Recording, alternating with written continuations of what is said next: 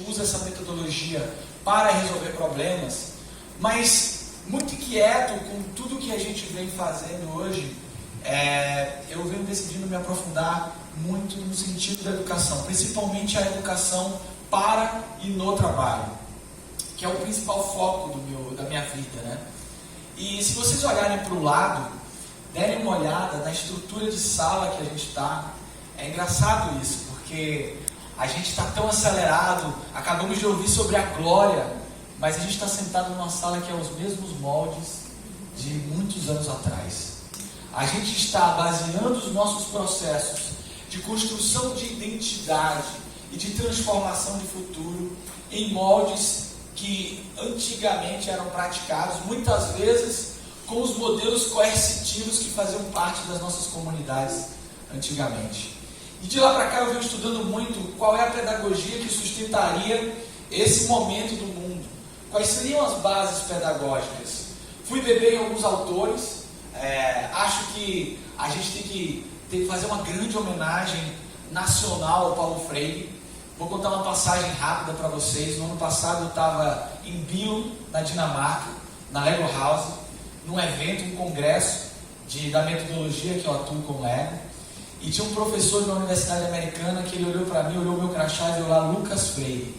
E ele brilhou os olhos e falou: Mr. Freire! É você, parente de Paulo Freire? Eu falei: não, é uma pena te decepcionar. E ele terminou falando assim para mim: mas eu vou dizer para meus alunos que eu conheci o Freire. E acho que a gente precisa muitas vezes dar vitalidade às nossas construções culturais e pedagógicas que são tão fortes. Hoje a base do meu trabalho é estudar a educação experiencial. Como é que a gente transforma a educação através da experiência? Vou trazer um autor que eu gosto muito, o John Dewey, que é um dos precursores da educação experiencial. Ele fala uma coisa, está muito na moda a gente falar de game, falar de play, e ele já quebrou minhas pernas com uma frase logo no início de um dos livros clássicos dele, que ele fala assim: toda educação parte de uma experiência, mas nem toda experiência é educacional. E isso vem me provocando muito, porque eu trabalho com a educação para adultos, dentro de uma andragogia pautada muito nessas construções mais antigas que a gente vê, e a gente está vivendo agora as ondas e os movimentos da ludicidade, né? Do uso do play, do uso de técnicas para que a gente possa trazer a diversão. Isso sempre me incomodou muito, porque apesar de eu viver com isso, eu sempre tive uma pulga atrás da orelha para saber que transformação eu realmente estava levando para as pessoas. E aí, esse movimento me levou a conhecer outros autores, muito por conta da metodologia do Lego Serious Play também. Foi através do Lego Serious Play que eu conheci um psicólogo húngaro chamado Mihaly Csikszentmihalyi. Não sei quem aqui conhece o trabalho desse cara. Eu chamo de Kamehameha porque o sobrenome dele é muito complicado. Eu devorei tudo que esse cara trabalha, fez e faz, e casou muito com o que eu faço da minha vida. E ele trabalha com uma noção de o flow é a experiência ótima. Talvez nós tenhamos perdido na educação a construção da experiência ótima para a sala de aula. Aquela experiência em que a gente perde a noção do tempo, que a gente consegue viver o presente num nível grande de profundidade, de tal maneira que a gente não sente o tempo passar. E hoje eu venho fundamentando meu trabalho em alguns pilares que eu queria mostrar para vocês rapidinho. Primeiro, a teoria do flow. Todo trabalho que eu faço de educação envolve, primeiramente, pensar como o flow vai fazer parte dessa estrutura.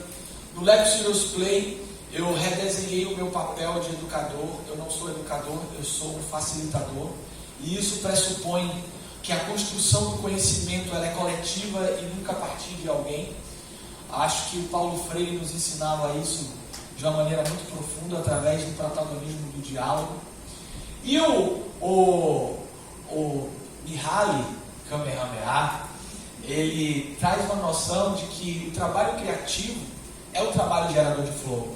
A gente sai de uma sociedade, de uma noção de trabalho calcada na coerção e no sofrimento, para um modelo de trabalho que não comporta mais isso. A gente não vai mais trabalhar para sofrer. E a educação para o trabalho ela não pode ser mais uma educação voltada para esse nível de privação. E como construir isso através de experiências ótimas. Uma grande provocação do Mihaly é que a experiência ótima, ela não é necessariamente uma experiência que na hora que o indivíduo a vive, ela é necessariamente confortável. Ela é uma experiência, na sua grande maioria das vezes, sofrida, difícil, que exige alto desempenho das suas habilidades. E é por isso que o flow ele é um fluxo entre habilidades e experiência. Você vai construindo a sua experiência e colocando ela em prática, é por isso que a gente entra em flow. E o trabalho criativo envolve principalmente isso. A gente sai de um mundo do trabalho, onde os modelos de repetição, coerção, eram a ordem da divisão internacional do jogo, para um modelo de trabalho cuja resolução de problemas é o grande foco. E acho que essa é a trilha que eu tenho tentado seguir. A tensão criativa é a possibilidade de, em todos os nossos exercícios, criarmos um certo nível de tensão entre nossos processos internos e o que está acontecendo do lado de fora. Eu tenho certeza que a criação da glória é o desequilíbrio entre o seu desejo de mudar o mundo e o que você estava vendo no mundo. A tensão criativa ela é necessária para a gente construir uma pedagogia que transforme. Como nós estamos criando tensões que levem as pessoas a criar algo. Resiliência estoica. Eu fui bebê de um grupo de filósofos muito antigos que trabalhavam muito a noção de controle. Eles dialogam muito sem perceber, talvez o Mihaly foi beber nessa fonte, porque o flow ele tem a ver com um nível de sensação de controle. Não necessariamente um controle em si, as pessoas têm uma sensação que estão no controle daquela situação. E os estoicos, eles separavam a vida em dois grandes critérios, né? Mais especificamente um filósofo chamado Epicteto, que era escravo.